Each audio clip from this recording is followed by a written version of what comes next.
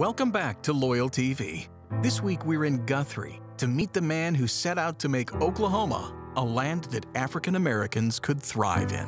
So Mr. McCabe seemed to be quite the charismatic human being, very empowering, very focused on helping individuals to understand that human beings could cohabitate.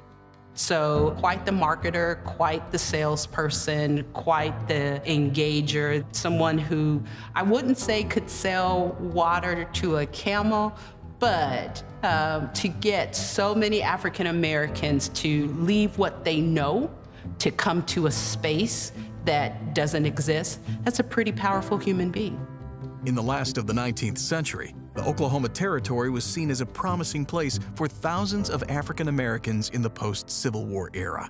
Edward Preston McCabe came to the territory in search of a dream for countless others to lead Black Oklahomans through turbulent times. So Mr. McCabe definitely was a political powerhouse of that time. You have African Americans from the South and from other spaces that want the opportunity to prove that they can be sustainable. And then you have Mr. McCabe, who is just moving and shaking and doing so many different cool and powerful things at that time that was unheard of for African Americans. Mr. McCabe went to Washington, petitioning President Benjamin Harrison to champion African American rights before heading to Guthrie in 1889. It appeared there would be a large contingent of Black settlers in Oklahoma, and McCabe's vision was a predominantly Black state with a Black governor. As a candidate, he told the St. Louis Globe-Democrat, "Should I become governor, I promise to rule fairly and fearlessly." It was his plan to become the governor. Prior to him making that petition, he was working diligently as a marketer, connecting with different people. Mr. McCabe was a very well-known human being, not just within the African American community, within European American spaces as well. And it was his plan to become the governor of what is now Oklahoma. And due to a variety of reasons, they just weren't ready for someone who had one drop of African American ancestry to be a person of that much power at that time. Despite his diminished ambitions to hold political office in the territory, he was not ready to give up on his dream to create a space for African Americans to prosper.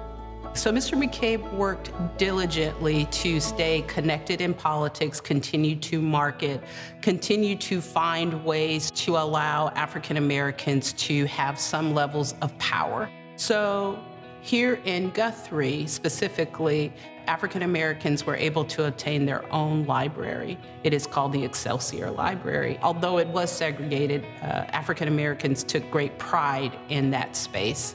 It was a space to learn, to be educated, to experience all that they knew they could obtain, even though there were certain social constructs that did not allow them to do that. Most, if not all of that, is connected to Mr. McCabe and his desire to uplift the African American communities.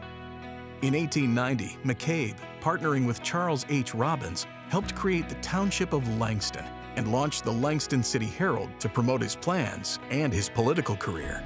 McCabe was appointed Logan County's first treasurer and then became the secretary of the Territorial Assembly. By 1894, McCabe, a Republican himself, always encouraged African Americans to vote for the party of Lincoln. And 2 years later, Cassius M. Barnes became governor, and McCabe was presented with an opportunity for his greatest contribution to Black Oklahomans. So his impact is, if you look across the states of the United States, Oklahoma has the largest amount of historical Black towns, and that is connected to Mr. McCabe. From Boley to Langston to Clearview, there are so many that are here in Oklahoma, some that are still existing, that are predominantly African American. Even here in Guthrie, the Elbow was the space that was meant for African Americans, and that is connected to Mr. McCabe. By late 1908, McCabe left Oklahoma for Chicago, where he died in 1920. Few people noticed then, but today, a memorial outside his former 2nd Street office in Guthrie and a university in Langston carry on his vision for a better, equitable tomorrow. I think it's really important that we look at Mr. McCabe as a human being. He's a human being that saw an opportunity to allow other human beings that historically have been overlooked to be human as well. Thanks for joining us. And remember to come back for more of the best Oklahoma stories you've never heard, right here on LoyalTV.